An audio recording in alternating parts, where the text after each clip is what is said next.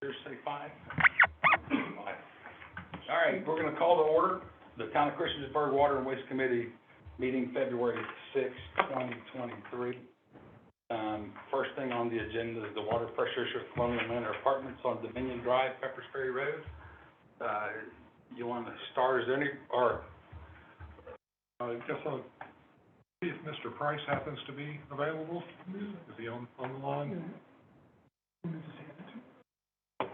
I'll just basically state that these are basically 4 apartment buildings that are located on Peppers Ferry Road and Dominion Drive.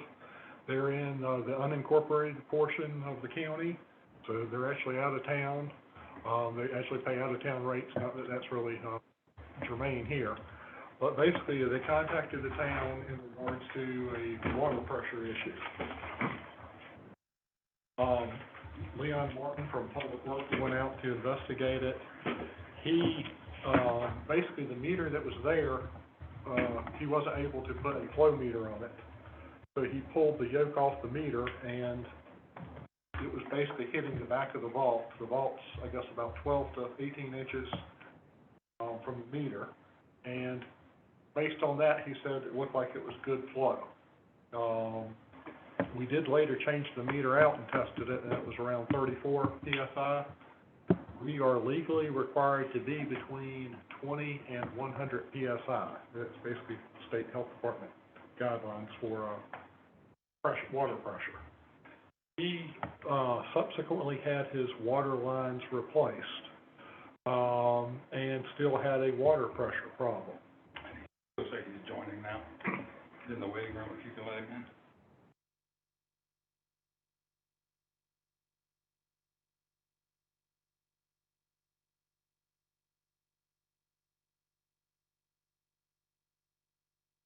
Hi, Mr. Price?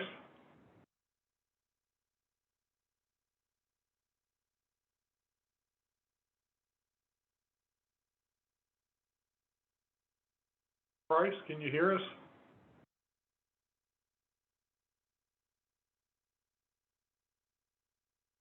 Hi, Mr. Price? I am the one that's on the line, Randy. I don't hear anybody else. Hello? Yes? Hey, Mr. Price is back here now. Hi, Mr. Price? Yes, I can hear you. I can't see you, but that's okay. I'm just trying to give them a summary of basically what happened with the water pressure issue. I'll kind of go back a little bit. You contacted the town in regards to a water pressure issue at the Colonial Manors apartment on Peppers Ferry Road and Dominion Drive. Leon Martin responded to it. He basically told you that, I guess after removing the meter because the meter that was in place, he couldn't put a flow meter on it. So he pulled the yoke off the meter and it was hitting the back of the vault, I guess basically between 12 and 18 inches away from the meter, and he said it looked like good flow. I think you kind of agreed with that. I did on that was on the town side. Yes, I agreed with that statement. Mr. Martin, I guess, did basically advise you that he thought it was on your side of the meter, and you proceeded to contact J.C. Martin and have the water line replaced from the meter to the units at a cost of $25,000. Correct. Mr. Price is asking for reimbursement for that, and his basis is the fact that he still had a water pressure problem after that, and the fact that the town did have a leak in this area that we fixed after that. No, we didn't have a leak. We never confirmed a leak. We did a line replacement. Right, after they had spent pretty much a shift looking for a leak because J.C. Martin's employee thought he heard something through the meter. Basically, after they investigated for a leak, we determined that was the noise traveling from the lateral from the main because it was in really close proximity to the distribution main lines, the 16 inches. So we never did confirm a leak. After pretty much a Friday and a Friday night and a Saturday, we determined to go ahead and tap him a new line on the closest main. And then we reset the new main and, new line and a new yoke and meter at that time. And that But fixed the leak problem. was there. Sorry, Mr. Price, what'd you say? And yes, and after you did all that, that fixed the problem, yes. And I think it's kind of a little bit of a question of, well, I guess the town was maintaining our minimum water pressure at the meter, which is. Well, say, that's a statement that I disagree with, and that's, to back up to start with, when Leon took the meter apart on the town side, the water did hit the back of the hole, or where the valve, where the meter was. On the other side, on my side of the meter, the water did not hit the wall. I did not video that, but I did ask Leon. I said, Leon, it's less pressure coming through on my side, and it's not enough pressure to push it to the top of the heel. And Leon at that time said, well, there's water coming through the meter. That's all the town is required to do. He said, you either have a leak on your side or your pipe is clogged up. And I said, Leon, there's not enough pressure to push it to the top of the heel. And he said, there's enough pressure coming through the meter. And I said, well, how much pressure is coming through the meter? And he said, these are old meters and we don't have a way to test that. So my next statement was, well, Leon, if I've got a leak, I should have excess usage. And he said, yeah, you should. So he called the town then and talked to one of the girls in the office. She pulled up my account and I did not have any excess usage. And the girl told him, he don't have a leak because he don't have any excess usage. His usage looks normal. So at that point, Leon said, I used to live in these apartments. It's an old galvanized line and it's clogged up somewhere. I said, there's not enough pressure coming through to push it to the top of the heel. And he said, Tim, all I can tell you is the town is getting water through the meter and you need to replace your line. So at that point, that's when I hired J.C. Martin. They come out, I spent the $25,000. And when we got ready to hook up, we heard water running. We called you guys again, and that's how we get to, you guys put the little sound things on the ground, said, yes, we hear water running. We dug, spent a whole day, dug up, thought there was a 6-inch main come underneath the road. Come to find out the drawings was wrong. That wasn't the case. So then we changed the meter. You guys changed the meter and said, well, maybe it's the meter.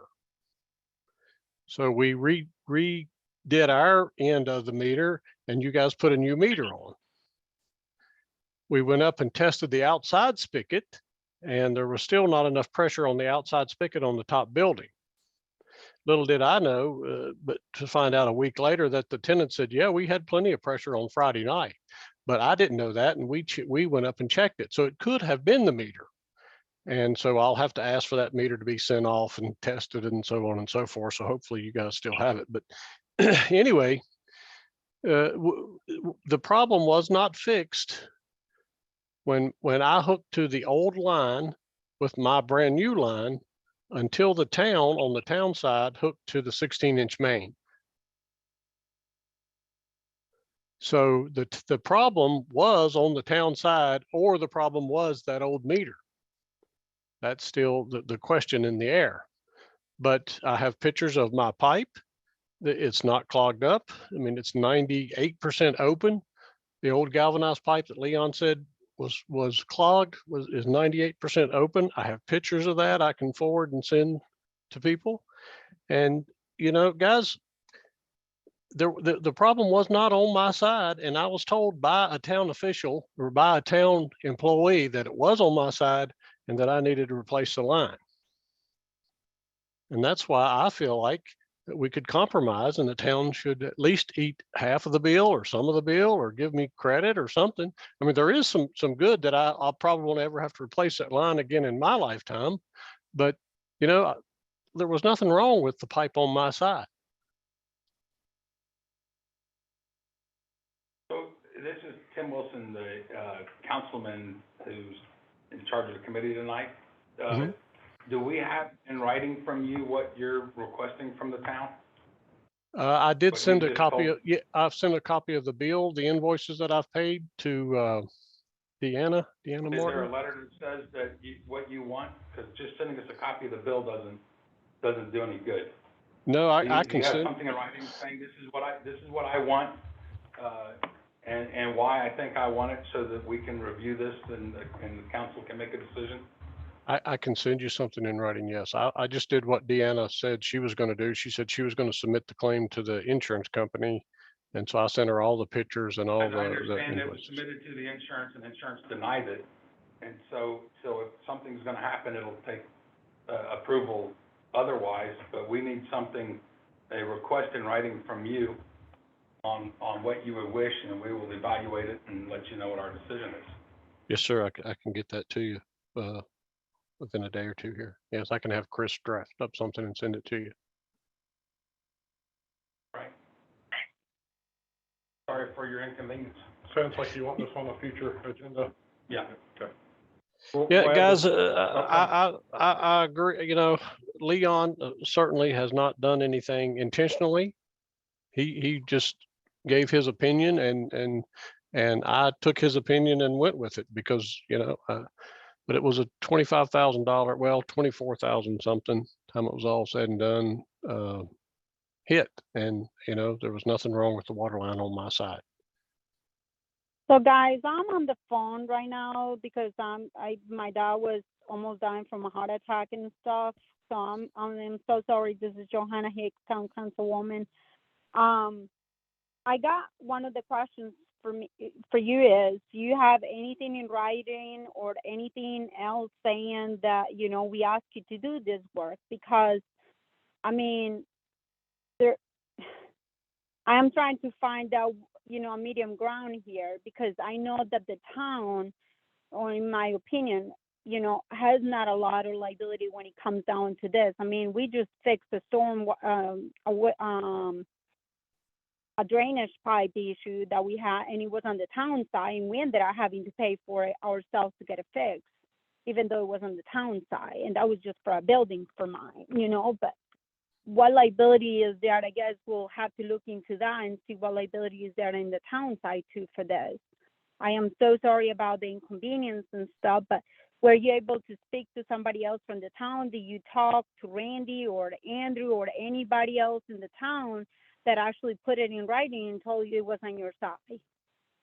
No, I did not. I took, you know, I have several rental properties and some businesses in Montgomery County. And, you know, when one of the town guys comes out and tells me something, I pretty much do like the town guys do. They take, you know, Leon's word that there was enough pressure going through there. But in my opinion, it wasn't. And when I asked how much pressure specifically, he said, that's when he told me there was no way to measure the pressure from an old meter.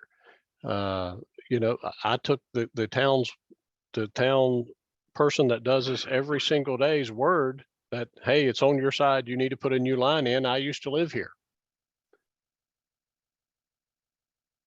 Can I ask a question? Is Leon insured and bonded since he's an employee of the town and gives us information to people? Covered by the town's insurance and performance of his job. Okay. But as far as, you know, a lot of this stuff has to be in writing and documented.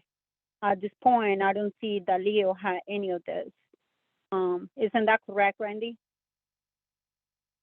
That Leon had this in writing. He was contacted, basically they were contacting each other in the field. You know, Leon maintains that he didn't really indicate anything beyond the problem was on their side of the meter. You know, Leon's been working for the town for a long time, I guess about 20 years now, and I can't say that we've had any issues where he's indicated that people should necessarily replace their lines. I think generally what he advises people, again, like I say, I can't say if I wasn't there, but what he generally advises people is whether the problem is on their side of the line or not, and he bases that on what the town flow is. And again, kind of with the mind that if the town is maintaining between 20 and 100 pounds of pressure, then we're basically compliant. And, 34 pounds of pressure, to be honest, to some people, that is probably a little bit low. If you look at pressure in general, probably the sweet spot for pressures between 40 and 80 PSI is generally where people want it. Again, if it's on the high side of that, if it's 90, some people might want a pressure reducing valve. If it's on the low side at 20, some people might want a pressure increasing valve or basic system, pressure pump. Yeah. So, those things kind of come into play a little bit as far as personal preferences with water pressure. I don't doubt at all that also some of the issues too are the number of units. I think 16 units are fed off of that one line, and it's also a little bit uphill over, a few hundred feet run.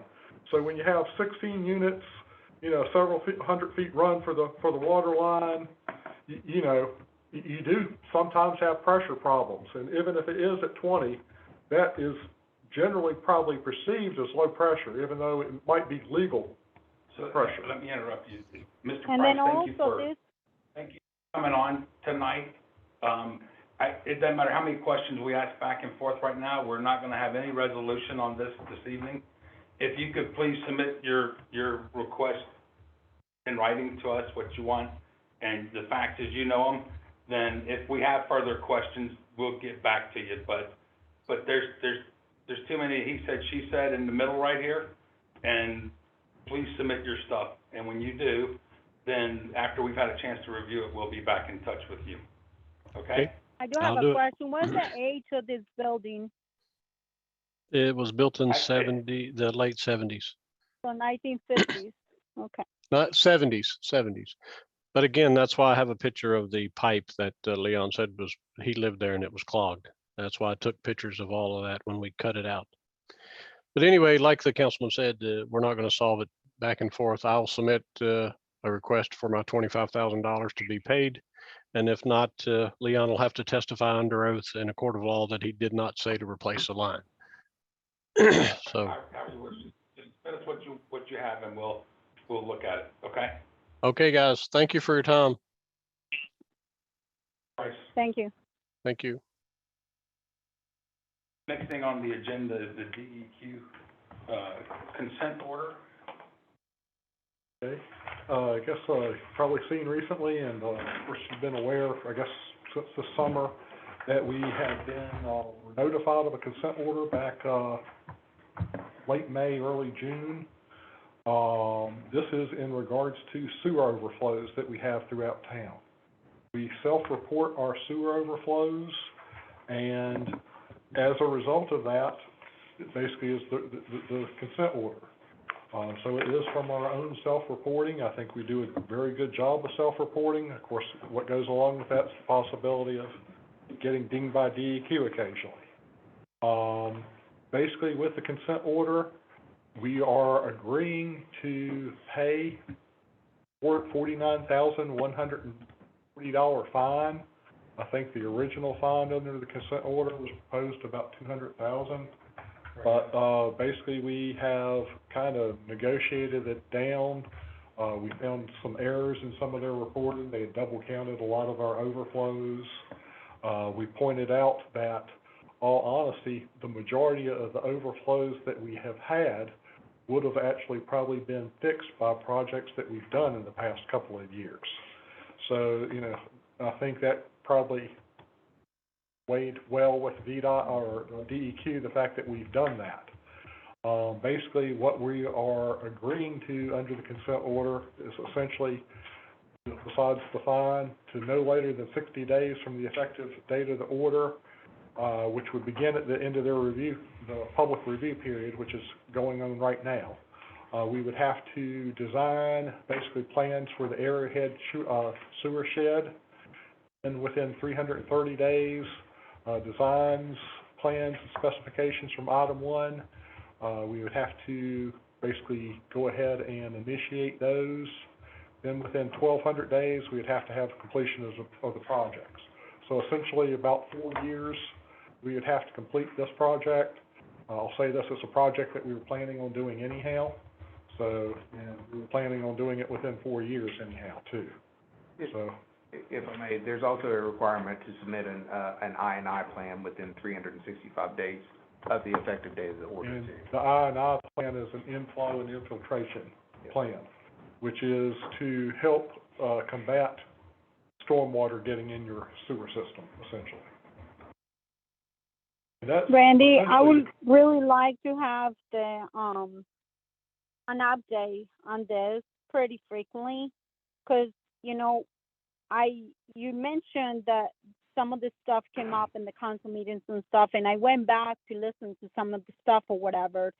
I don't see anything besides like, some comments about paying for a console for DEQ and other things, but I never saw you mention, and maybe I missed it somewhere, where there were 93 violations and we were given a report about these violations. DEQ gave us a report and I haven't seen it. Have you sent it to town council? Because I review all the agendas and everything, and so far I have not seen that. And I guess my biggest concern is that from now on, I do want to see this, you know, if there is any of this to come out to council or to obviously to be spoken during the town council meeting, so the people know that is not, you know, we're not taking care of this, but it's definitely an issue. And to me, I want to make sure that this gets addressed.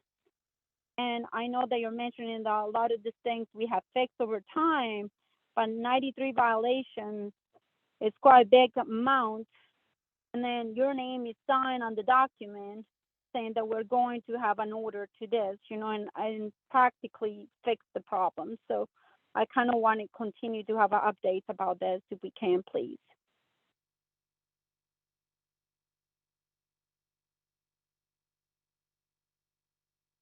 Are you there? Yes. Yeah. We'll certainly keep you up to date on it. You know, I don't really know anything to add other than right now we are under a public comment period with DEQ. After the end of the public comment period, DEQ would sign the consent order, and that's when they would expect us to pay the fine and basically, and that's when the time periods would begin. So the time period for this, obviously this closes out, but then when does the new reporting start again? Does it start immediately, or is that what you were trying to answer me? It starts, any new reporting would start at the end of anything that we reported that was covered under this consent order. So, you know, they can't go back and pick up old overflows at this point. Basically, if there is any future consent order, it would be based on future overflows. Yeah. This kind of, I guess, kind of wraps up the overflows that were reported, basically. So out of all the complaints that we got, do we have like a fix for every single one of them right now on the budget? And is this being approached that way? Do we have to spend any more money? What else do we have to do in town council to get this fixed? So obviously the water outflow or whatever is not bad and is going to cause problems to the public and the health of the citizens. What we would have to do to satisfy DEQ is pay the fine, do the Arrowhead sewer shed project, and do the I&I, as Mike mentioned. And then after that, DEQ is satisfied. What about College Street? I saw College Street on the report as well. Will that help once we fix that issue? That was one of the projects that we executed in the last couple of years that, as far as I know, we haven't had another overflow on College Street. And that's the College Street sewer. The sewer replacement, project that- not, that's not. that was That's not a stormwater No, project. there was a College Street sewer, replacement. That was completed Okay. that was in 2021. 21. Yeah, the last phase. Is there a way Right. that you guys can report, can provide us the report from DEQ and to town council, as well as with each category of each of the complaints, how the town or how Randy is going to be able to fix those issues within the next year to whatever time frame that we have to complete this project? I think DEQ would probably agree that most of the overflows that have happened probably wouldn't happen under our current system because of some of the improvements we made a couple of years ago. I don't see that on the Not to paperwork, say though. they can't have an overflow again, but, you know, I guess the area that they see as most pressing at this point is evidently the Arrowhead Basin. But I don't think Can they we see have, the, do you have anything in writing that says that from DEQ? yes, the fact that this agreement only covers the Arrowhead sewer shed agreement. That they aren't making us do anything to College Street because they're satisfied with that. Well, if they were satisfied, why are we still having to pay that fee, though? Because that's the way DEQ works. You still get fined. Yeah. I mean, even if you fix stuff, there's a fine that's associated with it, and that's how they spank you to make sure that you stay on top of things. I mean, you'd hate to be in the military. I mean, when we would go out in the maneuvers and, you know, we dug a fire pit, we got fined $10,000 for every infraction we did, no matter if we cleaned it up or not. It's the government. We're here to help. Yeah, and I'll also add that the majority of these overflows occurred in that 2020 period where we had twice as much rain as we normally have. So there was a significant amount of rainfall in the town, in this area, that helped lead to some of these overflows. Yeah, and also, there was some overflows cited on the original document that pertained to the lower end of the College Street. But after we met with them and showed them all the work that we completed there, those were removed. The consent order doesn't focus around the College Street sewer shed at all anymore. No. And this was, they looked at overflows from 2019 to 2022. Just to give you an idea. You can't see it. Oh, yeah, you can't Just see it. please send us that document and to town council, attach that, please, Randy, and then, like I said to you, if you can give us, a breakdown of how each of those items is gonna be fixed, or how it has been fixed, I would really, really like that and appreciate it, thank you. I know you can't see it, but, I had Mike just bring up the page with the DEQ consent orders, and, you know. Yeah, I they're- cannot see, I'm on the phone right now, driving to Christiansburg. I think, well, anyhow, there's probably about a dozen or so that have come up in the last month. So, like I say, I can't say that they're unusual. We are So lucky there enough is we haven't more had them. complaints, is that what you're saying? No, he's talking about other Other jurisdictions. Richmond, Oh. and so there's a lot of other Bristol. towns and counties that are being, you know, Salem's got the same type of consent order Forest thing Service, going on. Norfolk and Southern's got dinged. Norfolk Southern's got one. I mean, so there's a lot of other, the DEQ just did this too, so we're not alone in it. Not that that justifies anything. It's just saying that we're not alone, and so. Is this a report for every 3 years? Because a lot of this stuff is since 2019. I mean, that's. That's right. It does cover a very long period. And, you know, really, if you look at the amount of overflows for the period, it's maybe not so many, considering it's a long time period. But DEQ did feel it was enough to ding us. Yeah, and that COVID played a part in that. Slowed everything down when COVID came. As far as DEQ and all that. I mean, we continue to report, but you know, we received some letters through that period, but not a whole lot of communication or meetings. All right, thank you for the DEQ information. Number 4 on the agenda is the meter change out. Okay, I'll take that, Randy, if you're all right. Sure. So it's not necessarily a change out. We were made aware in late summer of last year that our AMI meters the system we're using is going to be obsolete. The radios themselves and the backbone, what we call the backbone with the repeaters and so forth. So we've been meeting with Mueller, which is our vendor for the AMI metering system. They've moved away from what we have as a V3 meter, and not only are gonna manufacture a V4 meter now.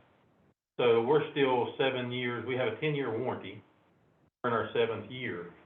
So the question was, when we met with them, how is that gonna affect our warranty, and what are we gonna get back, and how is it gonna affect the operation? So help me real quick, where are these, which meters are we talking about? All the water meters, Radio- residential. Radio read, Mhm. water meters. So, for every resident Mhm. and, So we have that system in place to where that communicates when it's working It correctly. can essentially Right press a back button here. and read most of the meters.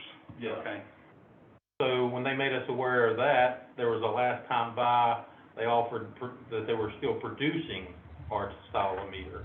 So we did purchase for that, that was in the budget amendment. We tried to forecast out what would get us by until we can come and move over, because we'll have to change our backbone out, our repeaters, our collectors and everything like that, because once they start replacing meters we send in for warranty with these new meters, they're not gonna be able to communicate back. So. Can you once explain that- to me, what is that meter, when you talk about the meter, I'm kind of confused. Are you talking about the meters for each of the houses and businesses, or are you talking about meters for the town water itself and the town side? yes, water meter. Individual water meters. Oh, so replace them all? No, just, the manufacturer is gonna move away and have stopped producing the style meter we have. So when Oh, we're okay, sending those so that's back. for new buildings. New buildings? No, it's for everything. Yeah. Anytime we send a meter off for warranty, we're gonna receive one back that won't actually communicate with our system. So in Oh, doing got so, it. we sit down with Mueller, and they provided us 2 options. We could pay for and maintain a new backbone ourselves, which we own the backbone that we have now, and we have to get assistance when we have to maintain it. Or there's a network as a service feature that they will put up a whole new backbone throughout town, with this new metering system, with the new meters, and they'll maintain it for a per meter price. So Val was in our meetings with us. Val and I discussed it, and we were looking at the longevity of everything, the current staffing and shortages and stuff like that. So we were proceeding towards that network as a service to let them install a new backbone, let them maintain it, they'll do all the climbing, everything, and it won't be at any cost to us. Even if we need a new, collector or something out in the system at a new subdivision, that's all included. But for the last few months, they have been trying to get us a contract together to look at that. And I just locked the meeting down with them for this Wednesday to kind of look over all that and, see if we're gonna go that direction or not. So basically, I'm What trying to cost make you are we aware. looking for right now? Like, what is the budget? What does it look like for this? We budgeted, honestly, I can't remember the number right off my head. But with this, so we budgeted a certain amount of money to start incorporating the new style meters. And our plan that we've been discussing is, so we'll take an area of town that has our old style meters that are still operating. When we get these new meters in, whether it be warranty or from this purchase, we're gonna start implementing them in a certain section of town. Each year, we'll forecast how many that we can do in the budget process and try to change them all over in a certain amount of years. Or, I mean, if you try to change the 11,000 plus meters that we have, it's quite a bit of money. So we're What are we looking looking at more at of a. per meter? Like $50 a meter, $100 a meter, $20 a meter? What are we looking at? Per meter price, our meters are right around like $250 now. But with that, like I said, we're in year 7 of our warranty, so the stuff we're sending back, we're gonna get the new meters anyway. It just won't communicate with the system. What we're doing proactively with the budget as accounting for to help that transition along a little faster, and a phased approach through town. So it's, what is it, Alan, $4 or $3.75? So if we elect to go into that service, it'll be a $3.75 charge per meter. That's how they'll make their money and maintain the system too, Is that per month? Yeah. per meter. And Well, then it's prorated per meter per month. okay. So Yeah, when we talk about $47. these meters and stuff, is that what you're trying to do when you talk about connecting to the system? Is that where you try to get if somebody has an install at their house for water services and stuff, you can do it through the computer? Is that what you're saying? Or is that, because right now you're doing it manually, right? A certain part of the system,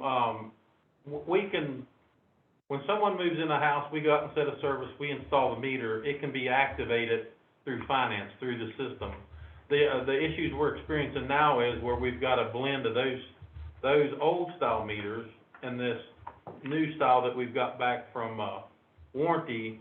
We're having to do some of that manually. We're having to perform some manual reads. And plus, the supply chain issue has been a nightmare for months of trying to get warranty parts back. So we're roughly reading what, less than 1,000 out of 11,000 meters right now? Yeah, this last reading we did right at 800 800 out of 11. out of 11,000. Yeah. And the more parts we get that we can repair, some of them's just broke too. The more parts we get with that, we're hoping to increase that number. Well, if you can look at the numbers for that and just kind of send us some rough information so we got some numbers to look at, I would really appreciate that too, Jim. Thank you. I'll get that. All right, item number 5, update on College Street Storm Water Project. I'll take that one. All right, Mike? So, project is currently at 30% design, so I just wanted to take a real quick second to, show you, what we've got so far related to the design, where we can see it. So, this is the approximate location of where the stormwater pond is. This is, behind the one part of the lot that we just purchased, off of West Main Street. So, we're directing the water into the new proposed stormwater facility. Part of what we've, worked on so far is there's now gonna be a retaining wall as part of the pond, and that was part of the agreement with these property owners, because the extent of the pond was way up into their backyards. We were taking too much of their. We were taking too much of their property, so Okay. we said, hey, let's go ahead and try and do a retaining wall to negate that impact. So, collecting the water, into the proposed facility, outlet control structure right here, and then that starts the downstream conveyance, through the pipe system to the backyards. We're also collecting, a large point of discharge off of West Main Street at this location. We're gonna collect it, we're gonna pipe it down and bring it into the system right here. We were also piping that one short section of open ditch that's on College Street. Yep. To close that in and put it in the storm sewer system. So as you continue down the alignment through the backyards, you have, inlets and pipes to collect the surface drainage in the area of the yards as well. So continuing on down, and on down, through the backyards, across the lodge parking lot, and down into, this area right here. Now, there's also been some additions to this. We're also gonna pick up the outfall from the College Street pipe right here. We're gonna pipe this down into this area as well. So that's just a rough overview of the 30% design. And like I said, the design is actually currently on hold, pending the consent of property owners to obtain easements for the pipe installation downstream of the proposed pond. There's still one property owner that's not agreed to donate to, give the easement for the pipe, but we're still talking to that individual. That's ongoing. Staff is currently working with the engineer to develop the deeds of easement and plat exhibits, that everybody will be signing for each individual property. Once all easements are in place, then the design will move towards 60% design. And property appraisals are underway for the purchase of the land for the proposed, stormwater pond. So until we get all the easements in place, we were directed by council that we were gonna hold on the design at 30% until we were sure we've got them all. So, like I said, we do have thumbs up from everybody, save one at this point. So, wanna switch now and talk about, we also have the 30% cost estimate. Go ahead and bring that up. So the one Guys, holdout, can you are let we, me see the Zoom meeting, please? I cannot be able to get in. Is there any way, and can you fix that, Randy?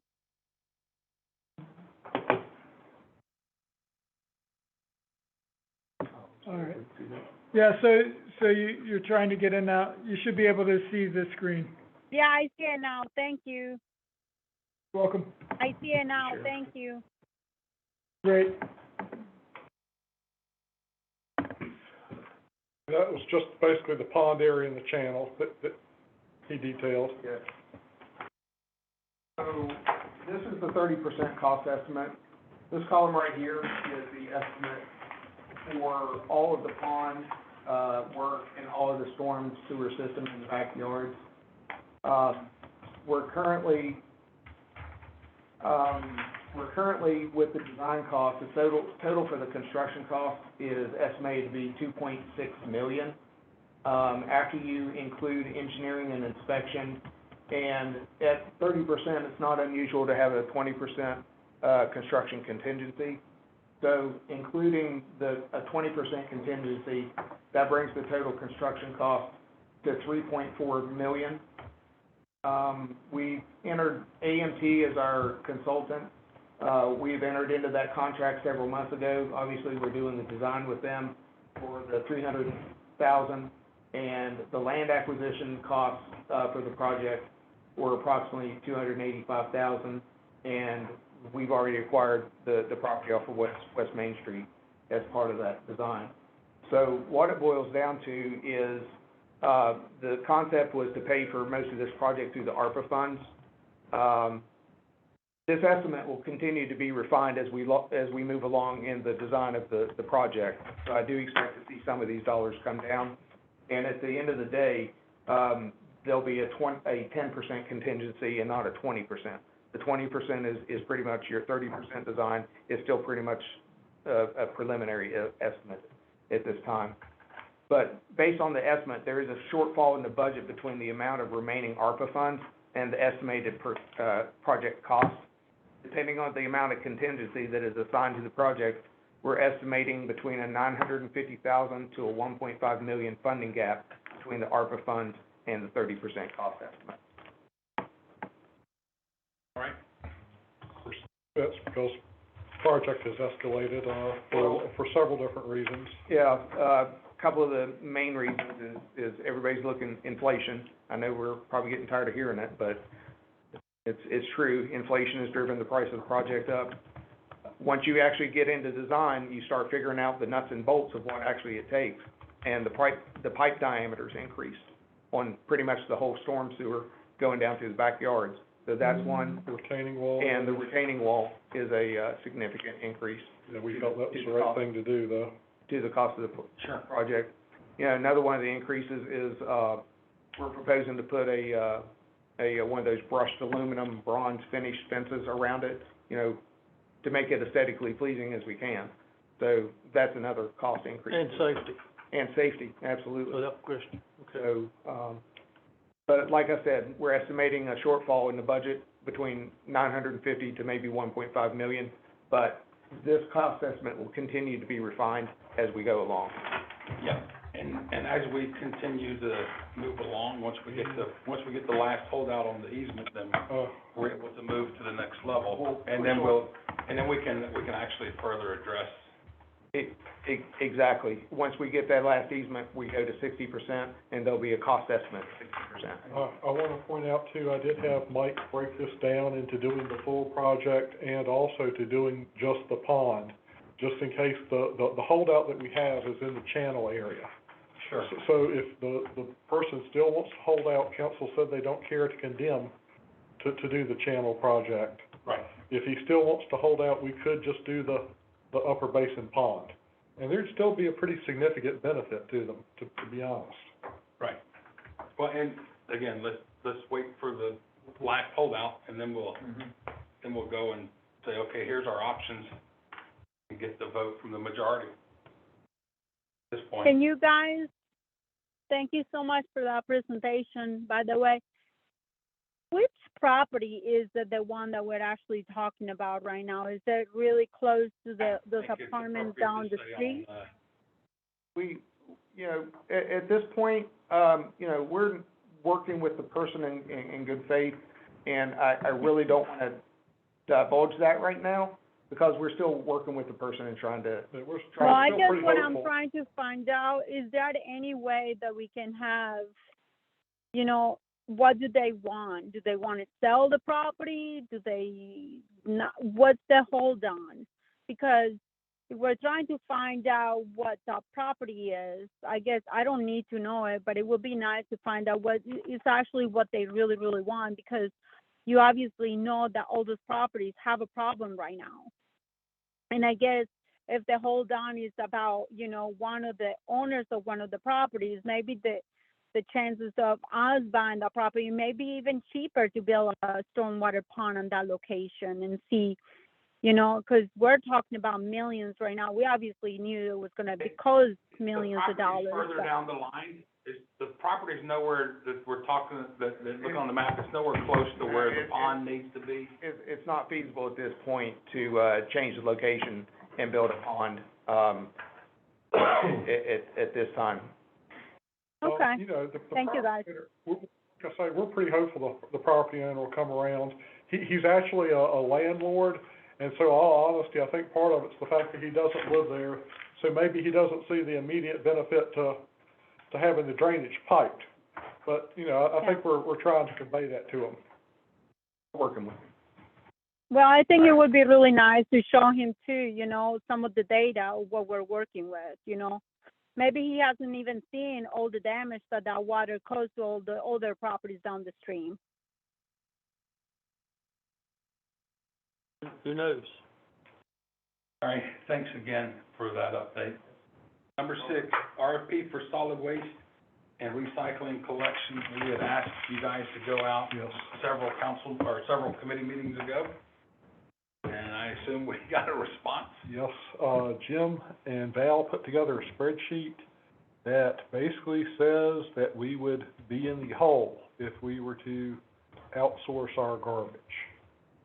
Yeah, based on, we had 2 responses from 2 vendors, based on those numbers and the response, we would have to increase our rates substantially Yeah, to almost, afford that. almost $6 increase if we contracted it out, Well, so. So what does that mean? Thank you guys for that information. Now, can we What start it- a reserve for the trash trucks, if that's the case? There's Hold something on you a can second. talk to Valerie about this? That's something I think we're probably gonna need to budget for going forward, to be honest. But yes, yeah, and we can start a reserve for garbage trucks too. But we'll probably need to be looking at purchase. We were kinda a little bit lucky on Friday. We had 3 of the 4, one-armed bandits that we have go down. Yeah. We were able to get one of them working again that day, and we were still able to collect trash that day. But it just kinda shows you that, the equipment we've got is starting to get some age on it, so. So when Andrew was on our panel too, we all had that discussion looking at how much the rates would have to increase, and we were all pretty much collectively in agreement that that wouldn't be supported. And we realized that, and to continue to perform it in-house, I will need to purchase 2 trucks pretty quickly. Val and I and Andrew talked about it and discussed it in that meeting. I would like to purchase 2 trucks in the coming year, this upcoming year, and then 1 the following year. Any ballpark on what a truck costs? About $900,000 for 2. So 900 for 2, so almost $500,000 per. And that's everything but the driver? Everything but the driver, yes, sir. Okay. Because when you buy a fire truck, you gotta buy hoses and axes and... No, I don't need all that, Brad. One thing I will mention too, I've been looking at that, trying to drill my numbers down, because I am proposing that in the solid waste budget. The lead times, I'm running into the same obstacle that Chief Hanks has brought to you guys, that I'm looking at 18 to 20 months, 24 months by order now. So in the near future, I've got to discuss with Randy, we might be coming to council and asking Try to do a to purchase agree, order commit. 4 years out. Mm-hmm. And it gives us time to reserve some money too. So, and so, so we pick up a truck in 20 months, would you can hobble along potentially that long? Well, you have to. You That's gotta a great sort of- descriptor too. Yeah, our trucks have a lot of wear and tear on them, and Yeah, like no. Randy said, three of the four were down. To be honest with you, we had like, what I called it was throwback Friday, and we collected in a loader bucket with dump trucks, how we did it years ago. The guys did a really great job, we finished on time, they had a really great attitude, we actually got really good compliments out of all the guys, out there doing that. It is a struggle, and we will have to hobble along to continue. So just from my own knowledge, life expectancy of one of these trucks, how long, when we buy a brand new one, should we anticipate it before we need to buy another one? Mm-hmm. Around 10 years. So 10 years is a, Some of the things that we found with the trucks we have now, there's been updates to them, some of the mechanical issues, just the weak spots in the manufacturers and so forth, that in the spec, that will be addressed that way. But naturally, you're gonna have wear and tear on them. so, Jim, I have a question regarding, thank you so much for everything you guys are doing and all the work that you have done over the years on this and the trash trucks and public works and stuff. One of the questions regarding the trash trucks, is there any, with everything that's going on, waiting on other vehicles, is that a hold on getting one of this? What is the wait if we had the money today, for example, to buy one of those trucks, can you just go and get one from the company? Or is that a way, and do you have to design any of the equipment? So typically, we would create that spec, work with the vendor and bid that out. I'm looking for alternative ways, to be honest, to try to get one as soon as possible. Okay.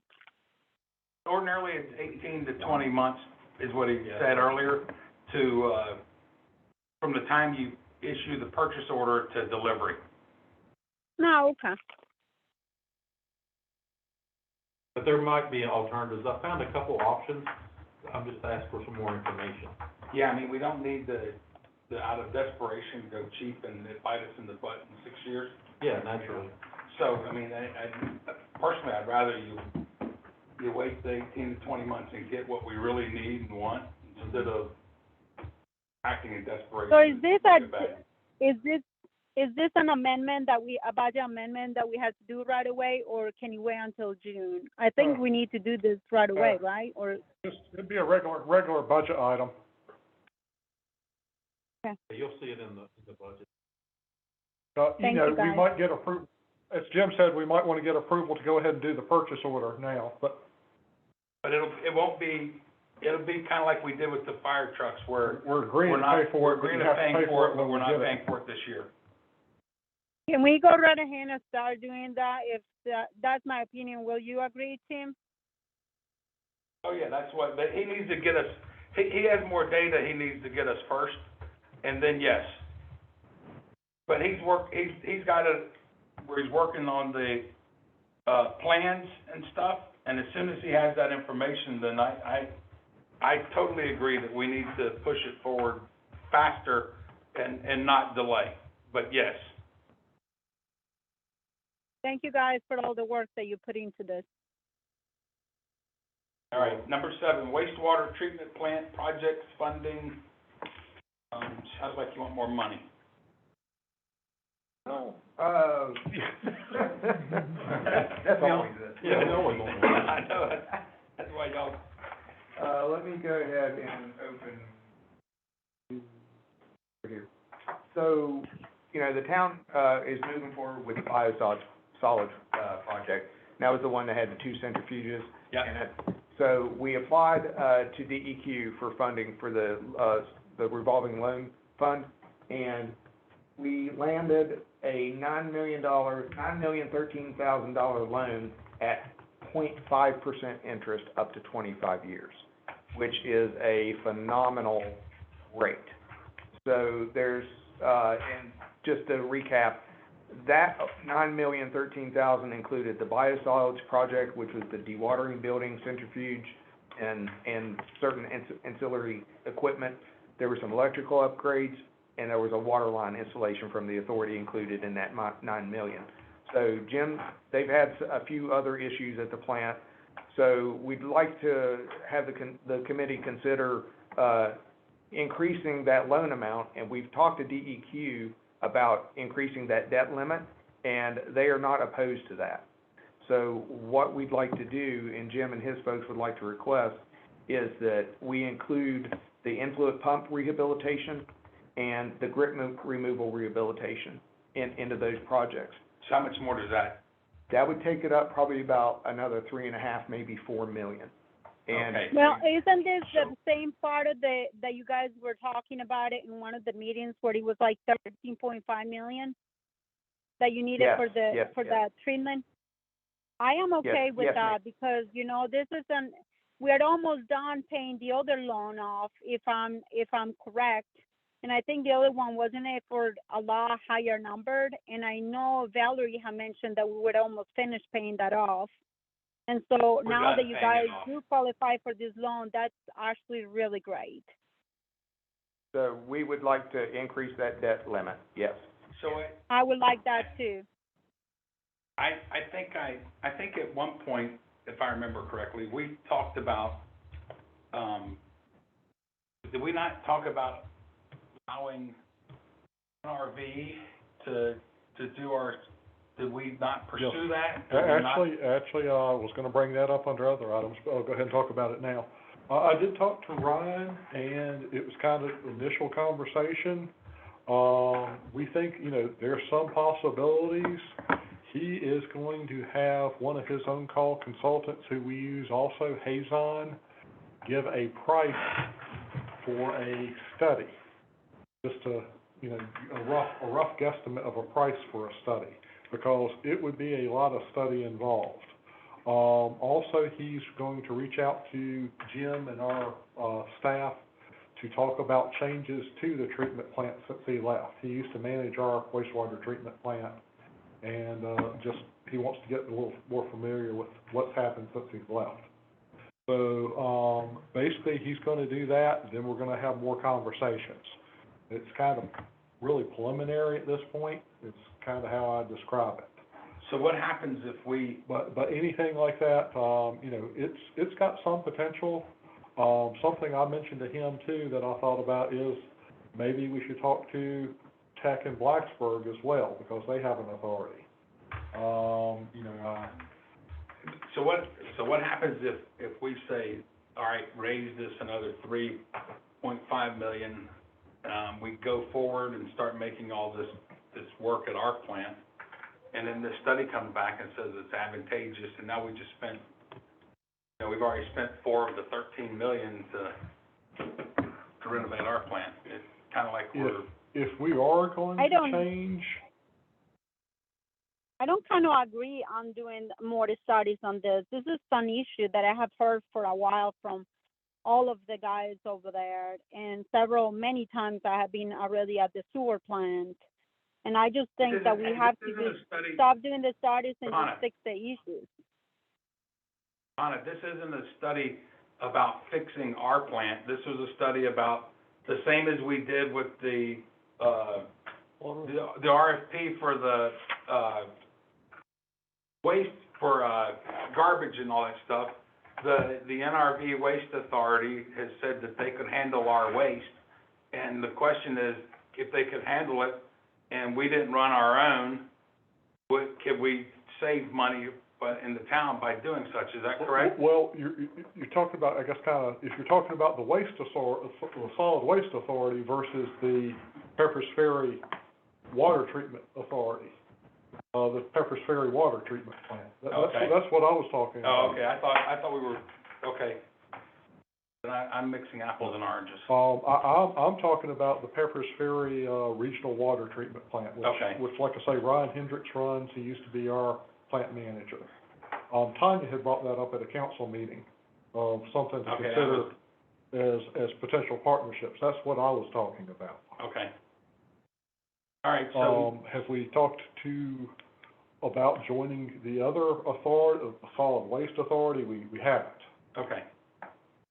So then, for this thing, then, Ms. Hicks and I are in agreement to add the 3.5, is that what you're asking for? 3.5 to 4. Yeah. Uh, Whatever it is. I have just- it still the 13.5 million. Can we just, I know that is better because of the inflation and stuff. I would just leave it at 13.5, which was the number that I had before from you guys.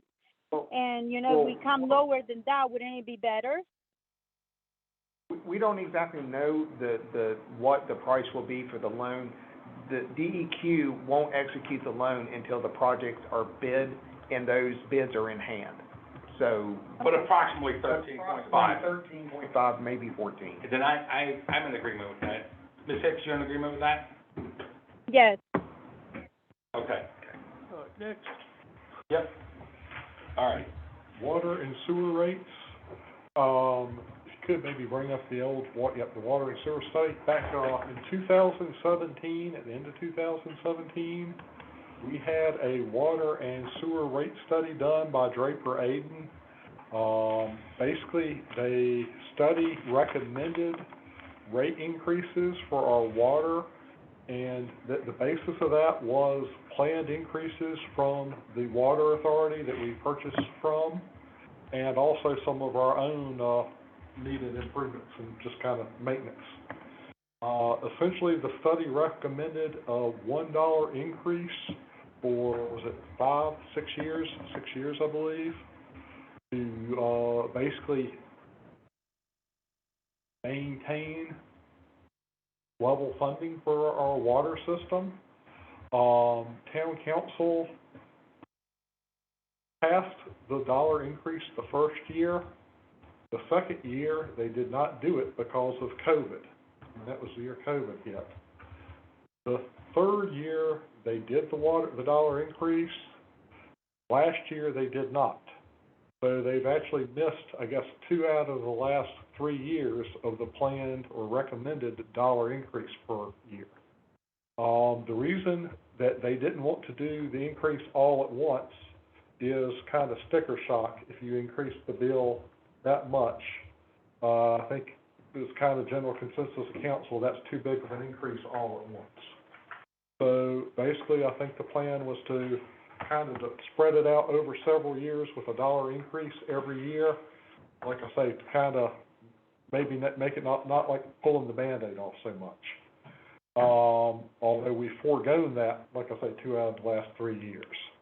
Well, you know, but then the danger of also, that. Randy, wasn't it like from 2017 when they did a study, it used to be $6 for 1,000 gallons. Now we're at what, $9 for 1,000 gallons, correct? Can't tell you off the top of my head, but I don't know if it's $9 even. I don't think it is either. I can't, I don't know. There's a rate table in there too, if you want to bring it up. There's a rate table in the folder. Oh, in the folder. Oh, it's probably, Rate comparison. yeah, it's open already. No, it's the Excel. Yeah, ours is 9 per 1,000 for the first 1,000. Then So that really went each up additional $3 within the last years. then each additional 1,000 is $11, and there's a minimum bill of $13.50. Of course, that's in-town rates. You know, something I'll mention is we also have out-of-town rates.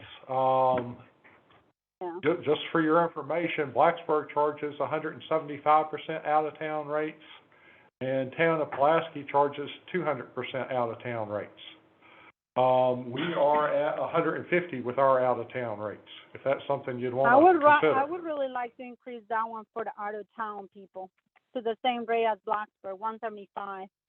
Because, I mean, we're paying for all this stuff to get and everything to get those lines out there and stuff, and we're not really getting much help from the county either. You know, 200%. Yeah, why not go 200%, Ms. Hicks? Yeah, that would be fine. Okay, then you got that from us. So for our in-town, you're proposing minimum charge of 10, and it's on screen if you still have your phone on. That's what current rates are right now. Yeah, but so what you're asking is just the minimum charge to go to $10, Yes, and then to keep 11 for and the per thousand would go up $1. $2. Well, it depends on how many gallons you use. You know, if you use I think it would 4,000, be it an would be, increase in our budget for like 700,000, right, a year, Randy? If I'm not wrong? yes. If we were to increase would it be by basically $1? per 1,000 gallons, yes. Is there any way that we can figure out for another year until we figure out this inflation stuff, and see if there is any way that we can hold on that for at least another year? So not That's to, really, you know, that's really a council and committee decision. You know, it does kind of put us maybe a little further behind, and it means we probably subsidize our water and sewer enterprise funds. The way I look at it, nobody else is holding off because of inflation. The Appalachian Power, our gas bills, everything else are going up without any regard to, are we gonna get our hands on inflation? We need to move on that, at least that dollar now, or in this next budget year, and improve the, increase the rate to out-of-town. We have 586 out-of-town, users. You take that to 200%. Yeah, and I don't know that I'm gonna be in favor of this. I do think it needs to go to council and let the full council make the decision. I agree on that. And we can vote how we want when we get in council, Johanna. I So agree with take- that, Tim. Thank you. Yeah. Water loss study. Okay. Yeah, so just, real quick, every distribution system in the country has some level of water loss, associated with it. And when I say water loss, that's water that's created, in our instance, is created by the authority and purchased by the town, and is. You pay for it. You pay for it, and it's sent into the distribution system, out to our customers and our constituents. And somewhere along the line, there's a leak in the main, and the water gets lost. So what we'd like to do is put in. Or evaporation too. Well, there's. You have some of that too.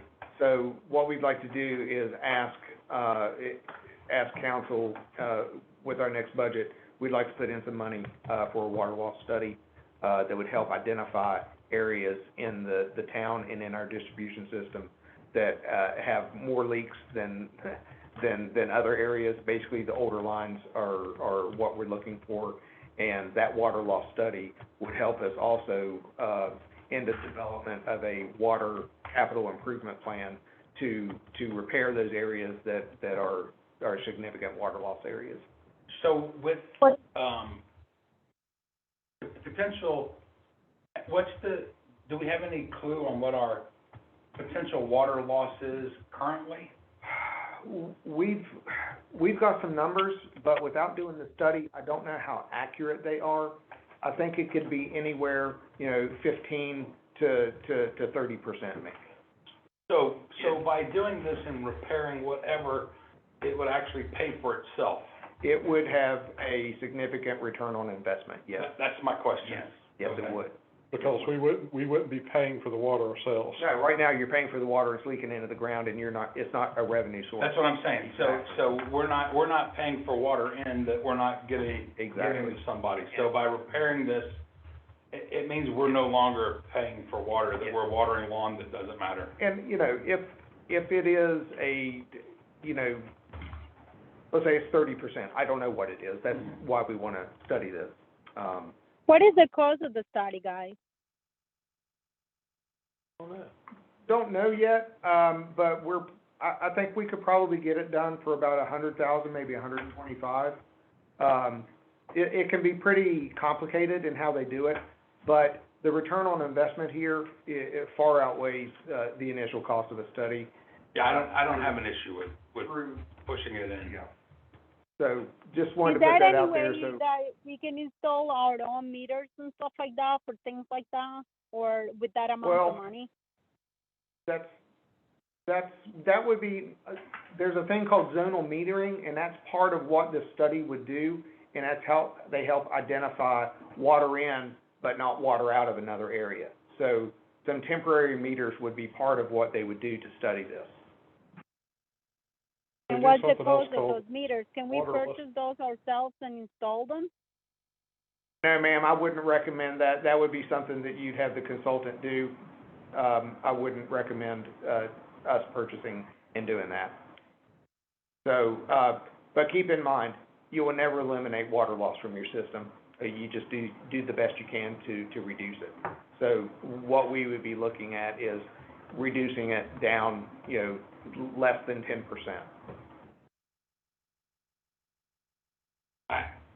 I'm in agreement. Is there Okay. any way that we can look into the oil lines and things like that and figure out which parts of town, like for example, the older places and stuff, and see if we can, I know that you're saying that, the companies will use their own meters, but is there any savings if we try to do, not like the whole town, obviously, but just some other areas that we think, can we concentrate in some of the areas that we think where we have the most water loss and what's causing it?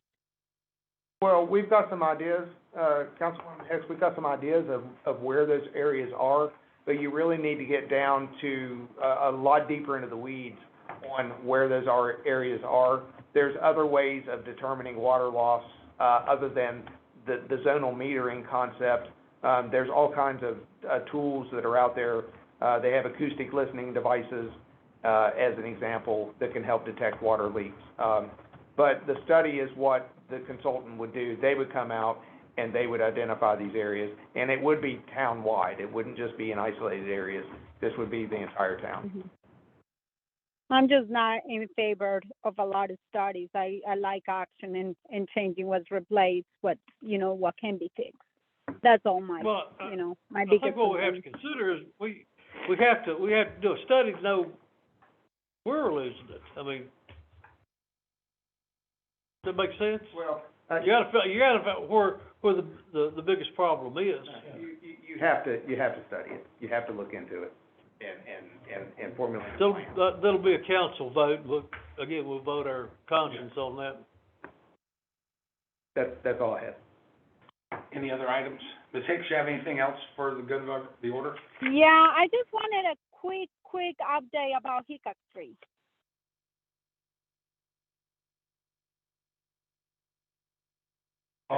The storm drainage project won't, I guess, start until at least May, correct? I would have to check on that. That's the last date I had from Justin, is that nothing down there will begin until at least May. Okay. Right. And Thank you. we were still waiting for one outstanding easement, and this is an access easement to be able to get people from the Old Town Mall property, basically for entrance and exit. And we have, I guess, a verbal agreement with Dr. Jones to use his property for the ingress and egress for that.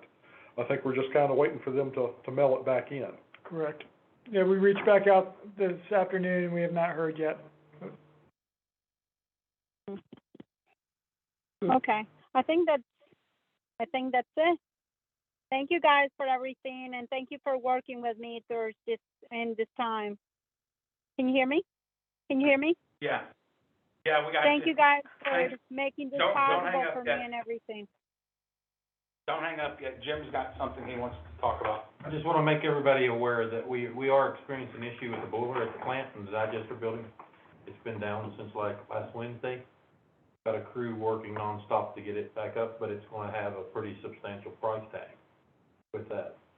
They've given us a rough estimate of about $70,000 Hopefully it won't be that much. The boiler's pretty old, over, I think, 15 years old now. So we're trying to get that back online, but just wanted to make everybody aware of that. And I'll Which keep Randy plant, updated I'm on. sorry, was it Public Works or the, which facility? Boiler and wastewater treatment plant.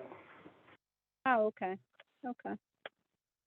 Well, hopefully that will get fixed soon, so thank you guys for all the work. And how are we doing with, another question, how are we doing with the employees of the Public Works? Have we been able to recruit some more people or not yet? Nothing to do with this meeting. Yeah, we've had 5 in process right now. We're about 38 down though. 36, yeah. Steady. Mike, anything? Is there anything else that town can do, the town council can do to help with the recruiting? I think the on-call pay certainly probably. It's helped. Yeah, it has. Been an uptick in receiving applications. We're trying to interview as quickly as possible. You guys have anything? No, sir. Randy, anything else? No? This meeting is adjourned. Thank you, Johanna. Thank you guys for allowing me to be in this. Absolutely. Bye. Bye-bye. Is she gone?